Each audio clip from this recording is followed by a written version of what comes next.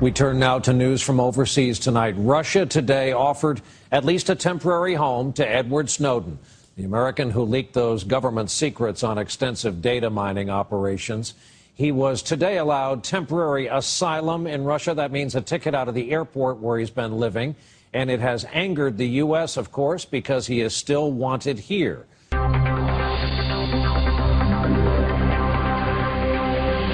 Rarely can a blurry picture of the back of a man's head have done so much to strain relations between superpowers.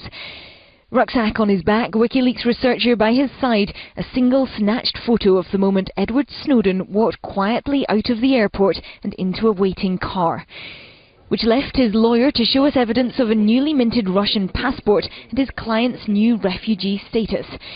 Document number 11330, granting temporary asylum to one Edward Snowden, valid for a year.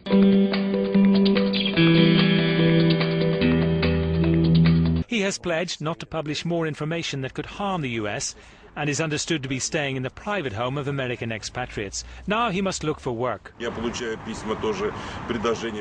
have received letters from people, from citizens who say they would hire him with pleasure. There's not going to be a problem here. He needs to work. He is not a rich person. The money that he had, he has spent on food in the transit zone. Of course he knows that going forward he has to work in order to live. Edward has assured me that he is not planning to publish any documents that blacken the American government. But before that, he said, he actually advised me himself, when he was in Hong Kong, he gave a part of that material to journalists.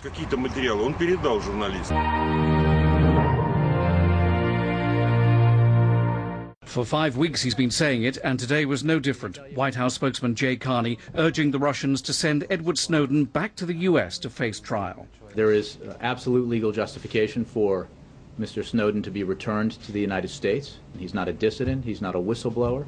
He's been charged with a crime.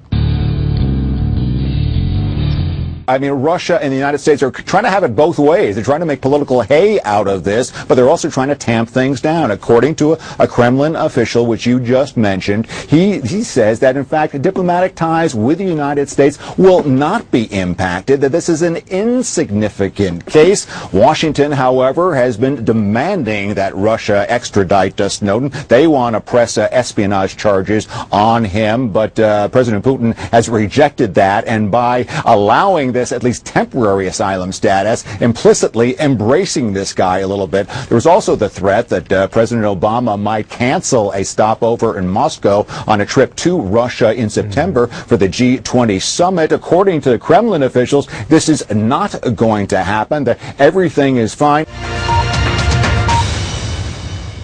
We can just recap how the affair came to this point.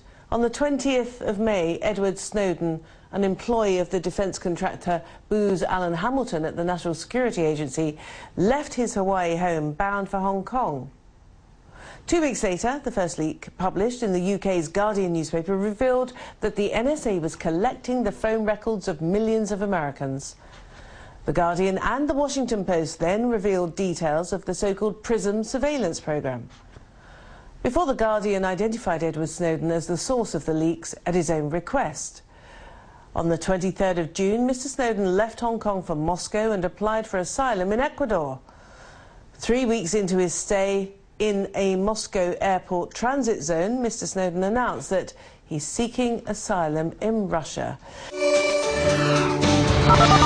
Snowden's father says he hopes to visit his son in Russia by early September. A Russian website has already offered Snowden a job as a developer in its St. Petersburg office, and a WikiLeaks statement quotes Snowden thanking Russia for his asylum certificate. Snowden's father spoke last night with CNN's Anderson Cooper. I have trust and faith and confidence in those people who have taken my son in and are trying to keep him safe and secure. Now, do I think that he is going to be in a condition where he can be safe in public for some time? No. I think it's going to be a long time before my son can safely walk the streets and function as a normal human being. I don't know that that will ever happen again.